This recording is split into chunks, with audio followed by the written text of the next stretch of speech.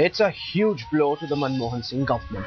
The apex court today struck down the appointments of P.J. Thomas as the Chief Vigilance Commissioner, and as it did so, it pulled no punches. The court in its order said that Mr. Thomas's appointment was not legal in the eyes of the law. And then came the sucker punch. It added that the high-powered committee which appointed him vitiated the integrity of the selection process. A direct rap for the Prime Minister who headed this high-powered committee. Kunal Shankar and criticises Sharma with the day's biggest story. प्रधानमंत्री जी को लोकतंत्र की जो सर्वोच्च मर्यादाएं हैं उनको ध्यान में रखते हुए तुरंत त्यागपत्र देना चाहिए। Dr. Manmohan Singh appears to be quite ignorant and disrespectful towards the democratic conventions. प्रधानमंत्री अब जवाब दें कि ऐसी नियुक्ति उन्होंने क्यों की? It is a blow to the authority of Prime Minister also. ये बहुत बड़ा तमाचा है सरकार के मुंह पर। A huge loss of face for Manmohan Singh as the Supreme Court struck down the appointment of P.J. Thomas as the Chief Vigilance Commissioner. The court was scathing in its observations. In this case, the entire emphasis has been placed only on the biodata of the impaneled member. It is the duty of the high-powered committee not to recommend the name of a person who can affect the institutional integrity of the CVC.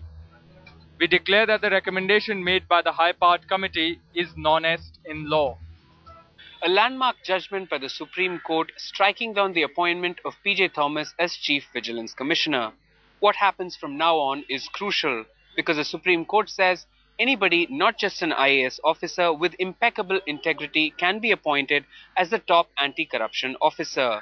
How is the government going to frame the policies which need to now be transparent and above public scrutiny?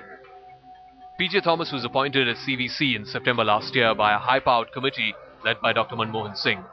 And this, despite a dissenting note by BJP leader Sushma Swaraj, who was on the selection panel. And the Supreme Court's judgment has now vindicated the BJP stand and left a stumped Congress searching for answers. Sir, your reaction, sir? I think we are at the first stage where the Prime Minister knows the answer. He must inform the country as to whether he was misled or did he deliberately choose to mislead himself. You know, it's a judicial review verdict on the executive action taken.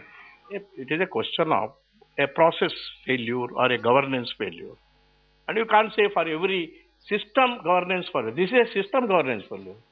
Not exactly, the Prime Minister has failed. The blame game has begun. In order to save its own face, the government is saying that it is not a case of an individual error, but a systemic failure. But the fact is that buck stops with the Prime Minister.